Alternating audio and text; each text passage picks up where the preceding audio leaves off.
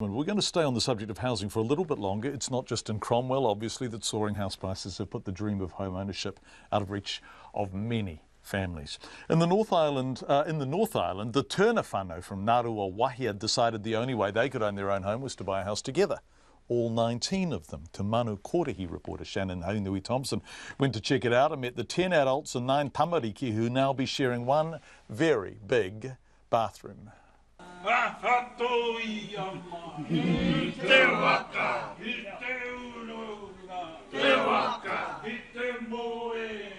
The newly blessed 9-bedroom whare will become a home to 4 generations of the Turner whanau. 4 years ago, the whanau decided to build one large house instead of multiple ones on a single section. Whanau spokesperson Ngaruawahia Wilson says it's the only way she and some of her siblings would ever be able to afford a home. The overall cost of this build was $720,000. Combined, there'll be 5 whanau who will live in it, including my mother and father, myself and 3 other siblings and their little whanau, and we're just going to share the costs. So collectively we'll be paying off one mortgage instead of renting, which is what the majority of us were doing.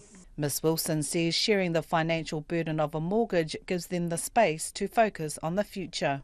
Our relationships have become stronger with each other. We're looking at what it looks like, the future looks like for our children. And I suppose we've created an opportunity now where we can build upon all these things that were once issues. We've found a solution for these, and we can now start dreaming about what we actually want to do instead of what we have to do. The house is 500 square metres with the wharekai in the centre. There are 9 bedrooms and 1 big bathroom fitted out with 3 showers, 3 toilets and 3 hand basins. One of the builders, Hemi Weber, says it was a rewarding challenge. Normally in a situation like this we'd have to have 2 or 3 units on the one section, which you actually just physically can't do with resource consent and everything like this. So with the papakainga housing that we've got, with the concept that we've achieved here, it's amazing. It's just awesome. It's awesome for the whanau. It's affordable, and everybody wins. The first of its kind, the Papakainga project received $450,000 in government funding. The Māori Development Minister, Tūroro Flavel, says the house will act as a springboard for the Turner family. They've thought about it in a whanau way, thinking about the whanau all coming back to home base. They brought in the economic aspect by going into a venture around selling mussel fritters, looking to export overseas, for goodness sake. So it's capturing everything that we're trying to do in whanau water, but most importantly, they brought all their kids home to be supportive of the kingitanga, which was always their dream.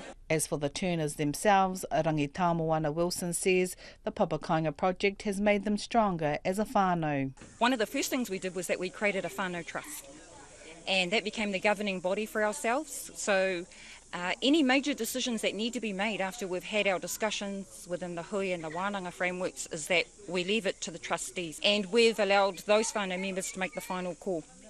To date, we've all come to pretty much a unanimous agreement about everything that we've been doing, and so that's been pretty good. The 5 whanau move into their new big whare tomorrow.